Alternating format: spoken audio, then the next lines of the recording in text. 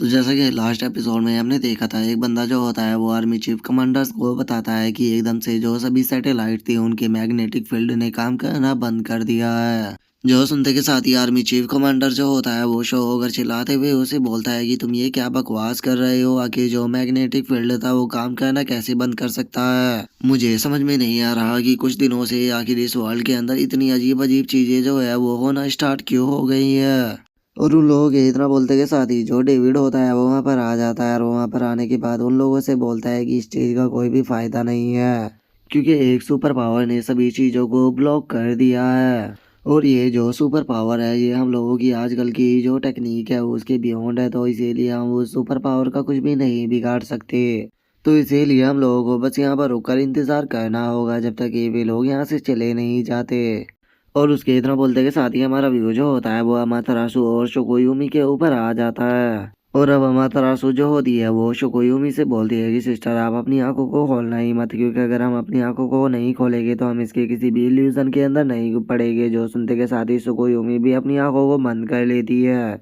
और अब वे दोनों साथ में मिलकर लिन्फी के ऊपर अटैक करते हुए बोलती है कि चलो इसकी बॉडी को यहाँ पर पूरी तरह से डिस्ट्रॉय कर कर इसे यहाँ पर खत्म करते हैं। और इतना बोलते के साथ ही जो अमातरासु होती है वो लिन्फी के ऊपर अमातरासु फायर और जो शोकोयुमी होती है वो लिन्फी के ऊपर रेड मून लाइट शोकोयुमी से अटैक कर देती है। और हम देखते हैं कि उन दोनों का जो अटैक होता है वो एक साथ में जो लिन्फी होता है उसकी तरफ जाने लगता है। और अब जो सुकोयुमी होती है वो अपने मन में सोचती है कि जो मेरी रेड मून लाइट है वो इस वर्ल्ड के अंदर हर एक चीज को जमा सकती है, तो इसीलिए लिन्फी के बचने का यहाँ पर सवाल ही पैदा नहीं होता। तभी जो अमातरासु होती है वो भी अपने मन में सोचती है कि जो मेरी अमातरासु फ्लेम है वो इस वर्ल्ड के अंदर हर एक चीज को जलाकर पूरी तरह से डिस्ट्रॉय कर सकती है, तो लिन्फी उसे कभी नहीं रोक पाएगा। और उन लोगों के इतना बोलते के साथ ही जो लिन्फी होता है वो अपने हाथ को ऊपर करते हुए उन दोनों से बोलता है कि क्या तुम दोनों बस इतना ही कर सकती थी, लगता है कि यहाँ पर आने की जो मेरी ट्रिप थी उसका खत्म होने का टाइम हो चुका है। और लिन्फी के इतना बोलते के साथ ही अब हम देखते हैं कि जो वहाँ पर अमातरासु और शोकोयुमी का अटैक होता है वो सीधे जाकर लिन्फी से टकराता है, जिस कारण हमें वहाँ पर काफी बड़ा धमाका भी देखने के लिए मिलता है। जिसे देखने के बाद अब जो है अमातरासु और जो शोकोयुमी होती है वे दोनों ही बहुत खुश हो जाती है। और जो अमातरासु होती है वो हंसते हुए बोलती है कि ये इस वर्ल्ड की सबसे स्ट्रॉन्गेस्ट टेक्निकों में से एक थी, तो लिन्फी के सरवाइव करने का सवाल ही पैदा नहीं होता। जो सुनते के साथ ही जो शोकोयुमी होती है वो भी खुश होते हुए बोलती है कि फाइनली ये यहाँ पर मर चुका है, अब इसकी यहाँ पर जो बॉडी और जो सोल है वो उसे हम एब्जॉर्ब करने के बाद इस वर्ल्ड के सबसे पावरफुल बीइंग बन जाएंगे। और उनके इतना बोलते के साथ ही एकदम से जो वो अटैक होता है वो वहाँ से डिसअपेयर हो जाता है, जिसे देखने के बाद अमातरासु जो होती है वो शौक होते हुए बोलती है कि आखिर यहाँ पर क्या हुआ, हमारा अटैक जो है वो एकदम से डिसअपेयर कैसे हो गया। और उन लोगों के इतना बोलते के साथ ही हम लिन्फी को देखते हैं जिसने कि अपने चारों तरफ एक शील्ड को बना लिया होता है। और वो सामने की तरफ आते हुए उन लोगों से बोलता है कि तुम्हारा ये अटैक जो था वो तो यहाँ पर मेरी बॉडी के डिफेंस को भी नहीं तोड़ पाया। तुम लोगों को शायद नहीं पता है कि जो मेरी बॉडी है वो एक इमोर्टल बॉडी है। क्या तुम लोग जानते भी हो कि आखिर इमोर्टल का मतलब क्या होता है? इमोर्टल बॉडी का मतलब होता है कि मेरी जो बॉडी है वो कभी भी ओल्ड नहीं हो सकती, और उसी के साथ में मेरी बॉडी को चाहे कितना भी पावरफुल अटैक कर लिया चाहे मेरी बॉडी जो है उसे डिसअपेयर नहीं किया जा सकता। और इतना बोलते के साथ ही जो लिम्फी होता है वो वहाँ पर अपनी किसी पावर को जनरेट कर देता है, जिस कारण अब जो ये दोनों होती है वे वहाँ पर अपनी जगह से हिल भी नहीं पाती और उनकी बॉडी के ऊपर काफी ज्यादा प्रेशर भी पड़ने लगता है, जो देखकर वे अपने मन में सोचती है कि यहाँ पर क्या हो रहा है, हम तो अपनी बॉडी को भी नहीं हिला पा रहे। और उन दोनों के इतना बोलते के साथ ही हम देखते हैं कि उनके ऊपर से एक बहुत ही बड़ा स्पिरिचुअल हैंड जो होता है वो निकल कर उन दोनों की तरफ आने लगता है, जिसे देखने के बाद जो अमातरासु और जो शोकोयुमी होती है उन दोनों की हालत ही खराब हो जाती है। और वे घबराते हुए अपने मन में सोचती है कि डैम इट, ये अटैक जो है ये बहुत पावरफुल है, इसे हम अपनी बॉडी को टच करने नहीं दे सकते, नहीं तो हम यहीं के यहीं मर जाएंगे। और इतना बोलते के साथ ही जो अमातरासु होती है वो अपने पास से जो याता मिरर होती है उसे निकाल लेती है। और जैसे ही वो याता मिरर को निकालती है हम देखते हैं कि उसके अंदर से एक फियोनिक्स जो होती है वो निकल कर बाहर आ जाती है। और वहीं दूसरी तरफ जो शोकोयुमी होती है वो अपने मून वॉरियर को निकाल लेती है। और हम देखते हैं कि उसका जो मून वॉरियर होता है वो एक तरह की वहाँ पर स्पिरिचुअल बॉडी के जैसा होता है। और अब वे दोनों अपनी पावरफुल अटैकों को बनाने के बाद जो लिनफी का स्पेशल हैंड होता है उसकी तरफ शूट कर देते हैं। जिसके बाद अब हम वहाँ पर खड़े हुए कुछ लोगों को देखते हैं जो कि इस फाइट को देखने के बाद शो होकर चिल्लाते हुए बोलते हैं कि लगता है कि आज जो ये हमारा प्यारा सा वर्ल्ड है ये यहाँ पर डिस्ट्रॉय होने वाला है। और उनके इतना बोलते हैं हम एक लड़की को देखते हैं जो कि कार के पीछे छुपी हुई होती है और वो चिल्लाते हुए बोलती है कि आखिर जो गॉड है वो यहाँ पर हमें बचाने के लिए क्यों नहीं आ रहे। और उन लोगों के इतना बोलते के साथ ही अब हम देखते हैं कि उस स्पेशल हैंड के अंदर से एक बहुत ही पावरफुल प्रेशर जो होता है वो बाहर निकलता है, जिस कारण जो शिकोयोमी और जो अमातरासु होती है उनकी केवल अटैक ही नहीं बल्कि जो उनकी बॉडी होती है वो भी वहाँ पर पूरी तरह से डिस्ट्रॉय हो जाती है। और हम देखते हैं कि उन दोनों की वहाँ पर केवल जो सोल होती है वही बची होती है। जिन्हें देखने के बाद लिनफी जो होता है वो उन दोनों सोल को अपनी तरफ खींचते हुए बोलता है कि हो क्या तुम्हें लगता है कि तुम यहाँ पर मुझसे बचकर भाग सकती हो। जो सुनते के साथ ही अब जो अमातरासु की सोल होती है वो अपने मुंह से एक फायर को निकाल कर चिल्लाते हुए बोलती है कि फादर प्लीज हमारी मदद करो। और उसके इतना बोलते के साथ ही हम देखते हैं कि जो उसकी फायर होती है वो सीधे जाकर आसमान में टकराती है, जिस कारण अब जो हाई हेवन ट्रायल होता है वो वहाँ पर ओपन होने लगता है। जिसके बाद अब हम देखते हैं कि वहाँ पर जो ईस्ट गॉड इज़नागी होता है वो वहाँ पर आ जाता है और वहाँ पर आने के बाद चिल्लाते हुए बोलता है कि किसके इतने अंदर इतनी हिम्मत हुई जो कि यहाँ पर मेरी डॉटरों को टच करे। और उसके इतना बोलते के साथ ही अब जो लिनफी होता है वो उसे बोलता है कि अगर तुम यहाँ पर मेरे हाथों से मरना नहीं चाहते हो तो चुपचाप यहाँ से दफा हो जाओ, क्योंकि अगर मुझे गुस्सा आया तो मैं तुम्हारे पूरे ईस्टर्न गॉड रीजन जो है उसे डिस्ट्रॉय कर दूंगा। जो सुनते के साथ ही जो इज़नागी होता है वो बहुत ही ज़्यादा शौक हो जाता है और वो शो होगा लिनफी की तरफ देखते हुए उसे बोलता है कि ये तो तुम हो लिनफी। जो सुनते के साथ ही जो अमातरासु होती है वो इज़नागी से बोलती है कि फादर ये अपनी पूरी स्ट्रेंथ को लॉस्ट कर चुका है, अब केवल इसके पास में पावरफुल बॉडी ही है, तो इसीलिए हमारे पास में यहाँ पर मौका है कि हम इसे ख़त्म कर कर यहाँ पर जो इसकी बॉडी है उसके द्वारा कल्टीवेट कर कर इस हेवन के अंदर सबसे पावरफुल बन सके, जिसके बाद हम लोग जो है वो मास्टर ऑफ गॉड बन जाएंगे, जिसके बाद हम खुद के सुप्रीम किंगडम को क्रिएट कर पाएंगे। जो सुनकर जो इज़नागी होता है वो भी लिनफी की तरफ देखते हुए उसे पूछता है कि लिनफी क्या सच में तुम नीसेंट सोरियलम पर आ चुके हो। जो सुनने के बाद अब लिनफी जो होता है वो इज़नागी से बोलता है कि इज़नागी मैं तुम्हें क्लियर कर देना चाहता हूँ कि तुम्हारा यहाँ पर जो एक्शन है वो यहाँ पर पूरे डिस्ट्रैक्शन को यहाँ पर ले आएगा। जो सुनने के बाद अब इज़नागी जो होता है वो लिनफी की तरफ देखते हुए अपने मन में सोचता है कि इसके पास में यहाँ पर पावरफुल बॉडी तो है लेकिन इसकी कल्टीवेशन जो है वो नीचे सोलियम पर आ चुकी है, तो इसीलिए यहाँ पर मेरे पास में मौका है, मैं इसे यहाँ पर ख़त्म करने के बाद इसकी बॉडी को यूज कर सकता हूँ। और अगर ऐसा हुआ तो मैं केवल पूरे ईस्टर्न गॉड रीजन का ही सबसे पावरफुल गॉड नहीं बनूंगा बल्कि उसके बाद पूरे इंटायर वर्ल्ड के अंदर भी कोई मुझसे ज़्यादा पावरफुल गॉड नहीं रहेगा। इवन की जो गॉड ऑफ यूनिवर्स है वो भी मेरे सामने नील डाउन करेगा। और इतना सोचकर अब जो इज़नागी होता है वो लिनफी की तरफ देखने लगता है और उसे अपनी तरफ देखता हुआ देखकर लिनफी जो होता है वो उसे बोलता है कि इज़नागी तो बताओ तुमने क्या चुना है, क्या तुम मेरे साथ में यहाँ पर फाइट करना चाहते हो। जो सुनकर इज़नागी जो होता है वो अपने मन में सोचता है कि मैं मानता हूँ कि इसने यहाँ पर अपनी कल्टीवेशन को खो दिया है लेकिन उसके बाद भी ये यहाँ पर त्यानजुन है, तो इसीलिए मैं अगर इसके साथ में यहाँ पर फाइट नहीं करता हूँ और यहाँ से चला जाता हूँ तो मुझे अपनी दोनों डॉटरों को खोना होगा। और अपने फादर को इस तरह से सोचता हुआ देखकर जो अमातरासु होती है वो अपने मन में सोचती है कि जो फादर है वो यहाँ पर लिनफी से डर रहे हैं, कहीं ऐसा तो नहीं कि वो यहाँ पर हमें लिनफी के हाथों से मरता हुआ देखकर छोड़कर जाने वाले हैं। लगता है कि जो फादर है वो यहाँ पर पागल हो चुके हैं क्योंकि उनके पास में यहाँ पर इतना बढ़िया मौका है, अगर वे यहाँ पर इस मौके को छोड़कर गए तो वे केवल यहाँ पर इस मौके को ही नहीं छोड़ेंगे बल्कि वे हमें भी खो देंगे।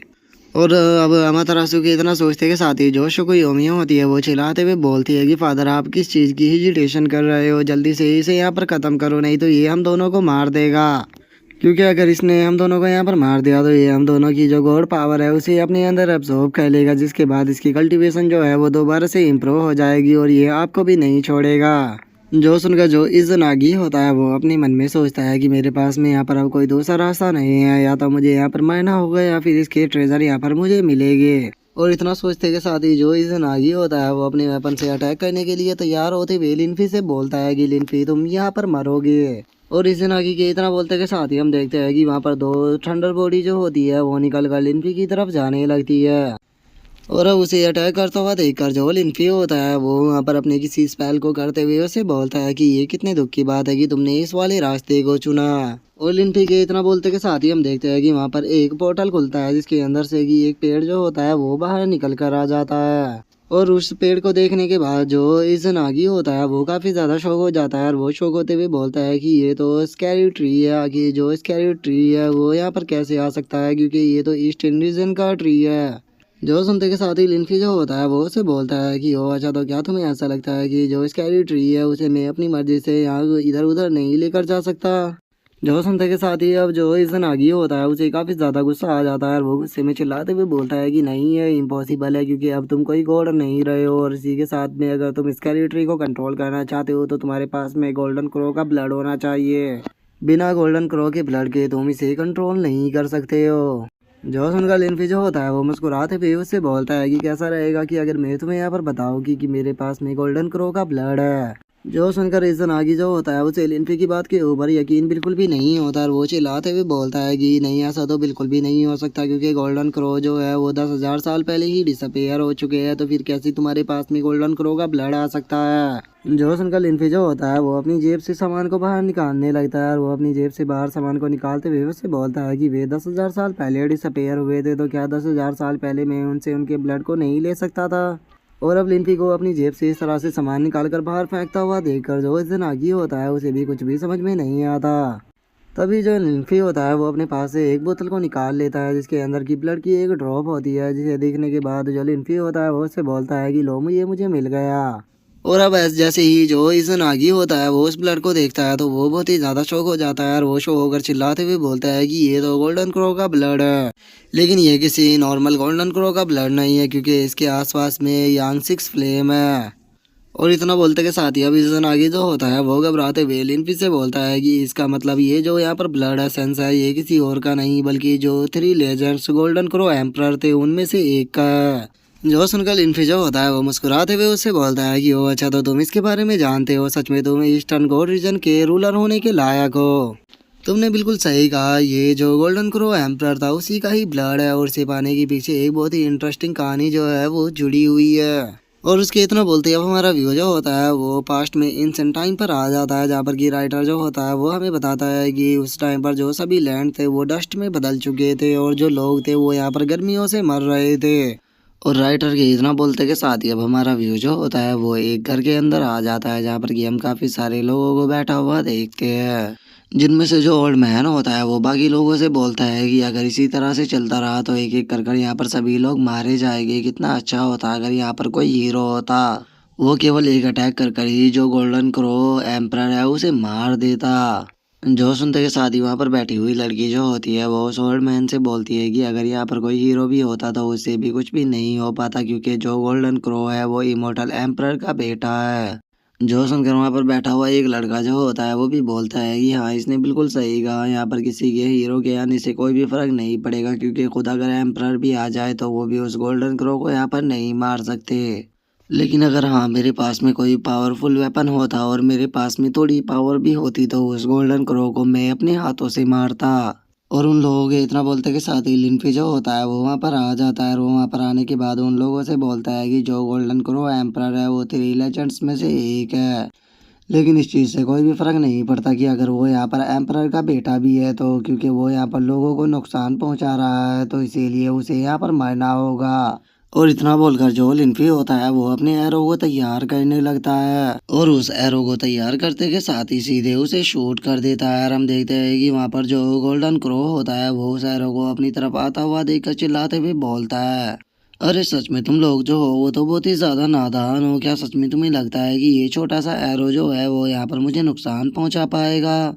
और उसके इतना बोलते के साथ ही जो लिनफी का एरो होता है वो सीधे जाकर उसकी गर्दन में टकराता है, जिस कारण वो दर्द के मारे चिल्लाना स्टार्ट कर देता है। और वो चिल्लाते हुए बोलता है कि तुम्हारी हिम्मत कैसे हुई यहाँ पर मेरे ऊपर अटैक करने की, क्या तुम नहीं जानते हो कि मैं इमोर्टल एम्परर का बेटा हूँ और अगर मेरे फादर को इस बारे में पता लगा तो वो तुम्हारी पूरी फैमिली को ही बर्बाद कर देंगे।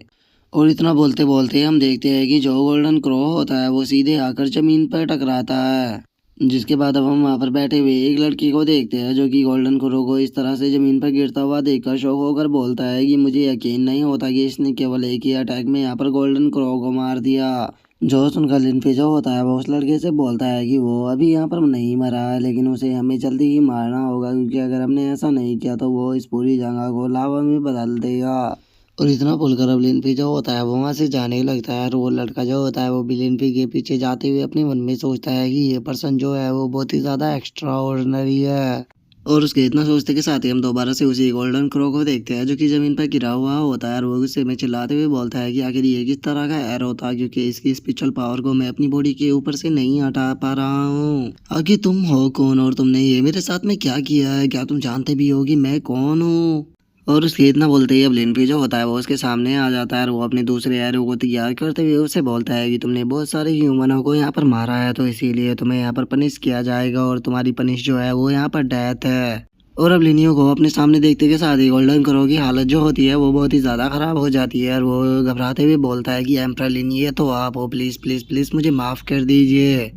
मैं आपसे वादा करता हूँ कि मैं अभी के अभी यहाँ से चला जाऊँगा और मेरी पावर जो है वो कभी भी किसी ऑर्डिनरी इंसान को नुकसान नहीं पहुँचाएगी। लेकिन हम देखते हैं कि जो लिनफी होता है वो उसकी बात को सुनने में बिल्कुल भी इंटरेस्टेड नहीं होता और वो उसकी तरफ अपने एरो को शूट करते हुए उसे बोलता है कि अब इस चीज़ के लिए काफ़ी ज़्यादा देर हो चुकी है। और लिनफी के इतना बोलते ही हम देखते हैं कि जो उसका एरो होता है वो सीधे आकर उसकी गर्दन के आर पार हो जाता है, जिसका वो गोल्डन क्रो दर्द के मारे चिल्लाना शुरू कर देता है। और वो चिल्लाते हुए लिनफी से बोलता है कि लिनफी, मेरे फादर जो है वो एक इमोर्टल एम्परर डाइजून है, तो अगर तुमने यहाँ पर मुझे मार दिया तो मेरे फादर जो है वो हमेशा ही तुमसे नफरत करेंगे। लेकिन हम देखते हैं कि लिनफी जो होता है वो उसकी बात का कोई भी जवाब ना देते हुए उसकी गर्दन को ही उसके धड़ से अलग कर देता है। और उसे मार देने के बाद अब उसके ब्लड को एक जगह पर इकट्ठा करते हुए बोलता है कि तुम बहुत ज़्यादा शोर करते हो। और अब लिनफी के हाथों से उस गोल्डन क्रो को इतनी आसानी से मरता हुआ देखकर वो जो बंदा होता है वो शौक होते हुए अपने मन में सोचता है कि ये पर्सन तो सच में बहुत पावरफुल है, जिसने कि इमोर्टल एम्परर के बेटे को भी इस तरह से मार दिया।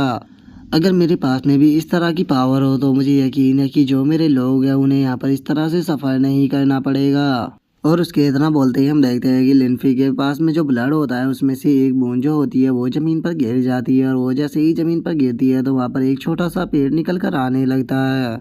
जिसे देखने के बाद अब लिनफी जो होता है वो बोलता है कि और क्या बात है, यहाँ पर तो इस ब्लड से एक पेड़ भी निकल कर आने लगा। मुझे यकीन है कि ये पेड़ जो है ये फ्यूचर में बहुत ही ज़्यादा मिरेकल करेगा, क्योंकि ये यहाँ पर 3 लेजेंड्स जो गोल्डन क्रो थे उनमें से एक के ब्लड से बना है।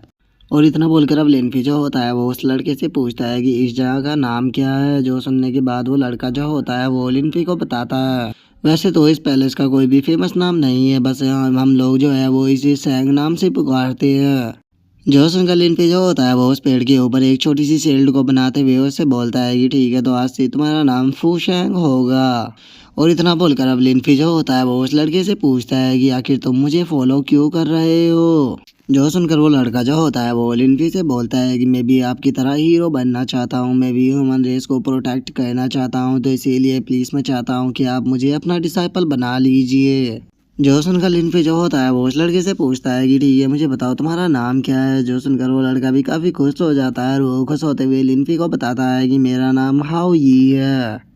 जो सुनकर अब लिनफी जो होता है वो अपनी घोड़ाई का यूज करने लगता है, जिससे कि वो किसी भी ह्यूमन के फ्यूचर को देख सकता था। और अब लिनफी को अपनी तरफ इस तरह से देखता हुआ देखकर जो हाउ ये होता है वो भी थोड़ा घबराने लगता है और वो घबराते हुए लिनफी से पूछता है कि क्या हुआ, क्या मैं आपके डिसाइपल के लिए सूटेबल नहीं हूँ। जो सुनकर लिनफी जो होता है वो उसे अपने धनुष को पकड़ाते हुए उसे बोलता है कि इस धनुष को लो और तुम्हें हर दिन इसकी 10,000 बार प्रैक्टिस करनी होगी, और याद रखना एक दिन तुम फ्यूचर में मेरी ही तरह लोगों को प्रोटेक्ट कर पाओगे। जो सुनते के साथ ही जो हाउ ये होता है वो बहुत ज़्यादा शौक हो जाता है और वो शौक होते हुए लिनफी से बोलता है कि क्या सच में आप इस मैजिक बॉल को मुझे देना चाहते हो।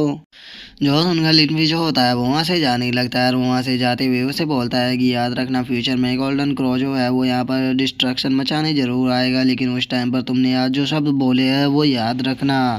और उसके अब इतना बोलते ही हमारा व्यू जो होता है वो ईस्टर्न वर्ल्ड के अंदर आ जाता है, जहाँ पर कि हम लिनफी को देखते हैं जो कि वहाँ पर आ चुका होता है और वहाँ पर आने के बाद बोलता है कि चलो तो ये ईस्टर्न वर्ल्ड का एंड है, तो इसीलिए मैं इस पेड़ को आज यहीं पर ही लगाऊंगा। और इतना बोलकर अब लिनफी जो होता है वो उस पेड़ को वहाँ पर लगा देता है और वहाँ से जाते हुए उससे बोलता है कि हो सकता है कि फ्यूचर में हम दोनों ज़रूर मिले। और उसके इतना बोलते हैं अब हमारा व्यू जो होता है वो प्रेजेंट में आ जाता है, जहाँ पर कि लिनफी जो होता है वो इज़नागी से बोलता है कि जो फूशैंग है ये इस पेड़ को यहाँ पर खुद मैंने अपने हाथों से लगाया था, मैंने नहीं सोचा था कि ये तुम्हारे वर्ल्ड का यहाँ पर स्कैरी ट्री बन जाएगा। जो सुनकर अब इज़नागी जो होता है वो भी परेशान होने लगता है और वो परेशान होते हुए अपने मन में सोचता है कि इसके पास में यहाँ पर सोल ब्लड है गोल्डन क्रो का और उसी के साथ में जो फूशैंग इसकी ट्री है वो खुद यहाँ पर इसकी हेल्प कर रहा है, तो मेरा तो यहाँ पर जीतने का सवाल ही पैदा नहीं होता। यहाँ पर मैं अपनी इन डॉटरों के कारण ही फंसा हूँ, तो इसीलिए अब सही यही रहेगा कि मैं इन्हें यहीं पर ही मरने दूँ क्योंकि मेरा जीतने का यहाँ पर सवाल ही नहीं है।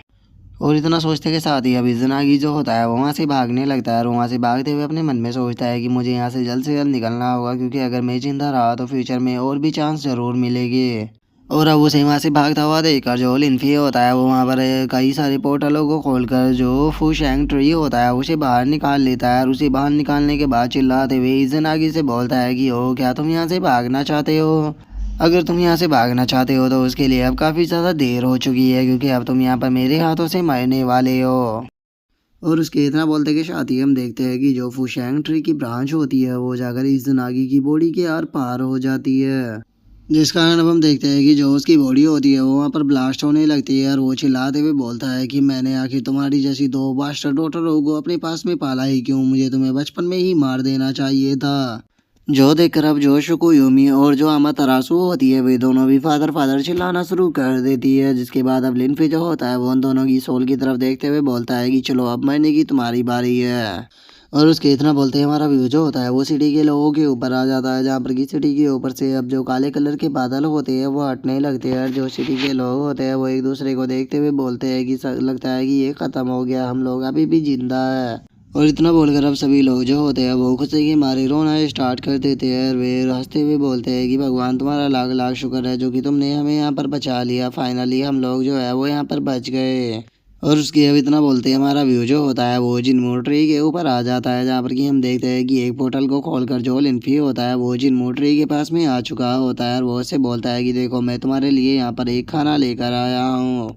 और इतना बोलकर अब लिनफी जो होता है वो वहाँ पर जो फूशैंग ट्री होता है उसे रख देता है और हम देखते हैं कि फूशैंग ट्री जो होता है वो वहाँ पर आते ही अपने शरीर को बढ़ाना शुरू कर देता है, लेकिन तभी वहाँ पर जो जिनमू ट्री होता है वो फूशैंग ट्री को अपनी शाखाओं से पकड़ लेता है और उसे पकड़ते के साथ ही उसके अंदर की जो एनर्जी होती है उसे एब्जॉर्ब करने लगता है, जिसे देखकर लिनफी जो होता है वो बोलता है कि जो फूशैंग है उसके अंदर बहुत ही ज़्यादा एनर्जी है, इससे मुझे लगता है कि जो जिनमो ट्री है उसकी आधे से ज़्यादा एनर्जी जो है वो रिकवर हो जाएगी और अगले आधे महीने में मुझे लगता है कि ये पहले के मुकाबले और भी ज़्यादा पावरफुल हो जाएगा, जिस कारण इस वर्ल्ड की स्पिरिचुअल एनर्जी जो है वो एक लेवल और ऊपर चली जाएगी, जिसके बाद ये जो वर्ल्ड है ये दोबारा से कल्टीवेशन का वर्ल्ड बन जाएगा। और इतना बोलकर लिनफी जो होता है वो वहाँ से जाने लगता है और वहाँ से जाते हुए बोलता है कि उस टाइम पर यहाँ का जब ओरा जो है वो बढ़ जाएगा तो मेरी रिकवरी जो है वो भी यहाँ पर और ज़्यादा बढ़ जाएगी, क्योंकि मेरी अभी रिकवरी के लिए यहाँ पर इनफ स्पिरिचुअल एनर्जी नहीं है।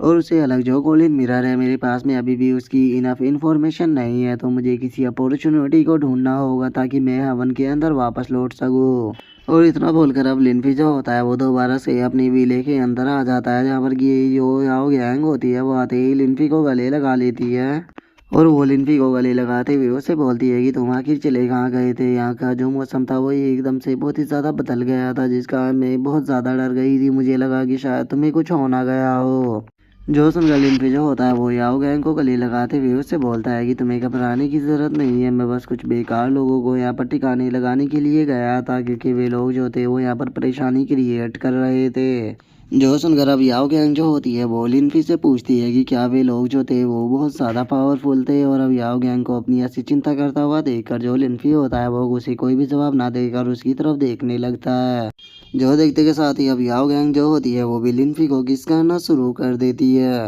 और अब उन दोनों को इस तरह से किस करता हुआ देखकर वहाँ पर मौजूद सभी लड़कियां जो होती है वो उन दोनों की तरफ देखने लगती है और उन दोनों को इस तरह से किस करता हुआ देखकर जो बेचारी ड्रैगन गर्ल होती है वो पीछे की तरफ लेटते हुए बोलती है कि इन दोनों का यही काम है, तो इसीलिए इन दोनों को यहाँ पर अवॉइड करो। जो सुनकर लिनफी की जो मेड होती है वो भी वहाँ से जाने लगती है, लेकिन तभी लिनफी जो होता है वो उन्हें रोकते हुए बोलता है कि तुम्हें जाने की कहीं भी जरूरत नहीं है क्योंकि मेरे पास में तुम लड़कियों के लिए कुछ गिफ्ट है। जो सुनकर दो लिनफी की जो मेड होती है वो कुछ और ही सोच समझने लगती है और उनमें से एक अपने मन में सोचती है कि चलो फाइनली इतने हम याद तो आ गए। तभी दूसरी लड़की जो होती है वो अपनी मन में सोचती है कि क्या इतनी लड़कियों को जो मास्टर लिनफी है वो एक बार में संभाल पाएगी। सच में मास्टर लिनफी की तो कैपेसिटी बहुत ज्यादा है। तभी जो तीसरी लड़की होती है वो भी अपने मन में सोचती है कि अभी तो जो मिस याओ गैंग है वो भी यहीं पर ही है, तो क्या ये नहीं के सामने ही यहाँ पर हमारे साथ में वो सब करना चाहते हैं। और उन लड़कियों के इतना सोचते ही लिनफी जो होता है वो अपने पास से काफी सारे ट्रेजरों को बाहर निकाल लेता है और उन्हें बाहर निकालने के बाद उन लोगों से बोलता है कि ये सामान जो है वो मैंने आज ही कलेक्ट किया है, जिन्हें कि मैं यहाँ पर तुम्हारे लिए लेकर आया हूँ। इनकी मदद से तुम अच्छे से कल्टीवेट कर पाओगी। और इतना बोलकर लिनफी जो होता है वो दोनों ड्रैगन सोल को जो यिंग लॉन्ग होती है उसकी बॉडी के अंदर डालते हुए बोलता है कि लो ये तुम्हारे लिए है। और इतना बोलकर लिनफी जो होता है वो दोनों ड्रैगन सोल को ड्रैगन गर्ल की बॉडी के अंदर डाल देता है, जो देखकर वो चिल्लाते हुए बोलती है कि ये क्या था, ये तो मेरी बॉडी को पूरी तरह से प्योर कर रहा है। और इतना बोलते ही हम देखते हैं कि उसकी बॉडी से बहुत ही ज़्यादा एनर्जी जो होती है वो बाहर निकलने लगती है। जो देखने के बाद वहाँ पर खड़ी हुई लड़कियां जो होती है वो अपने मन में सोचती है कि मास्टर ने यहाँ पर ड्रैगन सोल को जो सिस्टर यिंगलोंग है उनकी बॉडी के अंदर डाल दिया है। सच में मास्टर तो इनके लिए काफ़ी ज़्यादा काइंड है, क्योंकि हमें महसूस हो रहा है कि सिस्टर यिंगलोंग की पावर जो है वो बहुत ही बढ़ती जा रही है। और उनके इतना सोचते ही अब लिनफी जो होता है वो मोलिन के पास में आ जाता है और वो मोलिन के पास में आते हुए बोलता है कि ठीक है अब तुम्हारी बारी है। जो सुनकर मोलिन को कुछ भी समझ में नहीं आता और वो उससे बोलती है कि मेरे लिए भी क्या आपके पास में कुछ है। जो सुनकर लिनफी जो होता है वो इस जनागी का जो आर्टिफैक्ट होता है उसे तोड़ते हुए उससे बोलता है कि इस पावर को अपने अंदर आने दो, इसे रजिस्ट बिल्कुल भी मत करना। जो सुनते ही हम देखते हैं कि वो भी ओके बोल देती है और उसके स्टाफ की तरफ कुछ एनर्जी जाने लगती है, जो कि जैसे ही उसके स्टाफ में जाती है उसका स्टाफ जो होता है वो एकदम से चमकने लगता है। जो देखकर मोलिंग जो होती है वो चिल्लाते हुए बोलती है कि मेरा स्टाफ जो है वो एनर्जी से पूरी तरह से भर गया है, मुझे लग रहा है कि अभी ये पहले से भी ज़्यादा पावरफुल हो गया। और उसके इतना बोलते ही अब लिनफी जो होता है वो अपने पास से कुछ प्रिमोर्डियल स्पिरिट को बाहर निकाल कर जो उसकी चारों मेड होती है उनकी तरफ शूट करते हुए उनसे बोलता है कि ये निस्टेंट सोल रियलम के कल्टिवेटरों से ऊपर की स्पिरिट है, तो इसे अगर तुम कल्टिवेट करोगी तो तुम अपनी पावर को और भी अच्छे से बढ़ा पाओगी। और इतना बोलकर लिनफी जो होता है वो उन सभी प्रिमोर्डियल स्पिरिट को उनकी बॉडी के अंदर डाल देता है, जिनका उन्हें भी काफ़ी अच्छा फील होता है और वे भी लिनफी का शुक्रिया अदा करने लगती है। जिसके बाद अब लिनफी जो होता है वो वहाँ पर एक और आर्टिफैक्ट को निकाल लेता है, जो कि अमातरासु का होता है और वो याओ याओ गैंग को देते हुए उससे बोलता है कि ठीक है ये तुम्हारी प्रोटेक्शन करेगा। जिसे देखने के बाद अब याओ गैंग जो होती है वो भी थोड़ा सोचने लगती है और वो सोचते हुए अपने मन में बोलती है कि ये तो बिल्कुल है जो या था मिरर है उसकी तरह लग रहा है, कहीं ऐसा तो नहीं कि ये गोडस अमातरासु का ट्रेजर है। और वैसे भी अगर कुछ टाइम पहले की बात की जाए तो यहाँ पर जो स्काई विजन बना था उसके एक तरफ सन और दूसरी तरफ मून था, जो कि बिल्कुल सिमिलर था गोडस अमातरासु और गोडस सकुयोमी की पावर के। और वो यही सोच ही रही होती है तभी लिनफी जो होता है वो अपने पास से दो स्वॉर्ड को निकाल लेता है, जिसे देखने के बाद याओ गैंग जो होती है वो शौक होते हुए अपने मन में सोचती है कि एक मिनट को मुझे ये मत कहना कि ये ईस्टर्न घोड़ों के साथ में फाइट कर कर आया है और उसी के साथ में ये उनके ट्रेजरों को भी छीन लाया है। और वो ये सोच ही रही होती है तभी लिनफी जो होता है वो बहुत ही फनी सा फेस बनाते हुए उससे बोलता है कि मैंने जियांग यूकिंग के ऊपर जो सील लगाई थी वो अभी भी बहुत ही अच्छे से काम कर रही है। और अब लिनफी के ऐसे फनी से फेस को देखकर जो सभी लड़कियां होती है वो लिनफी की तरफ देखते हुए उससे पूछती है कि क्या हुआ, क्या लिटिल ब्रदर के साथ में कुछ गलत हुआ है। जो सुनकर लिनफी जो होता है वो उनको बताता है कि नहीं, उसके द्वारा मुझे एक न्यूज़ मिली है कि जो हेवनली डीमन पैलेस है वो खुद के लिए यहाँ पर 7th रैंक के डिसाइपल को रिक्रूट कर रहा है और इस सारे प्रोग्राम का रेंज जो है वो 4th प्रिंस सोटियान कर रहा है। और इससे अलग मुझे एक और न्यूज़ मिली है, उन लोगों का यहाँ पर प्लान है जो ड्रैगन वेन है उसी के ऊपर अपना कंट्रोल जमाने का। जो सुनते के साथ ही ड्रैगन गर्ल जो होती है वो बहुत ज़्यादा शौक हो जाती है और वो शो होकर चिल्लाते हुए बोलती है कि अगर ड्रैगन वेन जो है वो डिस्ट्रॉय हो गई तो चाइना का जो हो रहा है वो पूरी तरह से कोलैप्स कर जाएगा, क्योंकि जो ड्रैगन वेन्स है वो एक तरह से लाइफ ब्लड है चाइना का, तो अगर वे डिस्ट्रॉय हुई तो चाइना के अंदर कोई भी ओरा नहीं बचेगा। जो सुनते के साथ ही मोलिंग जो होती है वो घबराते हुए बोलती है कि एक मिनट, कहीं तुम लोग ये तो नहीं कहना चाहते हो कि जो चाइना वर्ल्ड है वो डिसअपेयर होने वाला है। जो सुनकर लिनफी जो होता है वो उससे बोलता है कि नहीं, उन लोगों का ये रियल प्लान नहीं है, बल्कि उन लोगों का रियल प्लान ये है कि अभी वो जो करंट चाइना है उसकी यहाँ पर स्ट्रेंथ को चेक करना चाहते हैं, ताकि वे पूरे चाइना के कल्टीवेशन वर्ल्ड को एक साथ में कर सके। जो सुनकर मोलिंग जो होती है उसे कुछ भी समझ में नहीं आता और वो लिनफी से पूछती है कि आखिर वे पूरे वर्ल्ड को एक साथ में इकट्ठा क्यों करेंगे और अगर वे ऐसा करते भी है तो उन्हें इस तरह से क्या ही बेनिफिट मिलेगा। जो सुनकर लिनफी जो होता है वो उनसे बोलता है कि हाँ बिल्कुल उन्हें इस चीज़ से बहुत ही ज़्यादा बेनिफिट होगा, क्योंकि अगर वे पूरे कल्टीवेशन वर्ल्ड को एक साथ में इकट्ठा कर लेते हैं तो उसके बाद वे लोगों को रिक्रूट करेंगे ताकि वे दोबारा से अपने हेवनली डीमन पैलेस को बना सके। और अगर एक बार दोबारा से उन्होंने अपने हेवनली डीमन पैलेस को बना लिया तो उसके बाद वे हेवन के अंदर जाएंगे। लेकिन हेवन के अंदर जाने से पहले जिस तरह का उन लोगों का स्टाइल है वे इस वर्ल्ड को पूरी तरह से डिस्ट्रॉय कर देंगे और हर एक इंसान जो है वो यहाँ पर मारा जाएगा सिवाय हेवनली डीमन पैलेस के। जो सुनकर याओ गैंग जो होती है वो लिनफी से बोलती है कि नहीं तो फिर हमें उन लोगों को रोकना होगा, क्योंकि हम उन्हें इस तरह से इस वर्ल्ड के अंदर क्योस मचाने नहीं दे सकते। जो सुनकर लिनफी जो होता है वो याओ गैंग के गालों पर हाथ फेरते हुए उससे बोलता है कि तुम्हें टेंशन लेने की ज़रूरत नहीं है, मैंने पहले से ही पूरी सिचुएशन को फिगर आउट कर लिया है और मैं जानता हूँ कि मुझे अब क्या कहना है। मैं सोच रहा हूँ कि कितना अच्छा रहेगा कि अगर मैं यहाँ पर अपने फेस को चेंज कर लूँ और उसके बाद जो है ओनली डीमन पैलेस है उसके अंदर घुसूँ। सच में ये उन लोगों के लिए एक बहुत ही अच्छा सरप्राइज रहेगा। और अब लिनफी के इतना बोलते के साथ ही जो हमारा आज का एपिसोड है वो यहीं पे कंप्लीट हो जाता है। तो नेक्स्ट एपिसोड में देखें कि आगे क्या होता है। अगर आप लोगों को वीडियो अच्छी लगी हो तो लाइक करना, चैनल को सब्सक्राइब करना। मैं मिलता हूँ नेक्स्ट एपिसोड में, तब तक के लिए बाय बाय गाइस।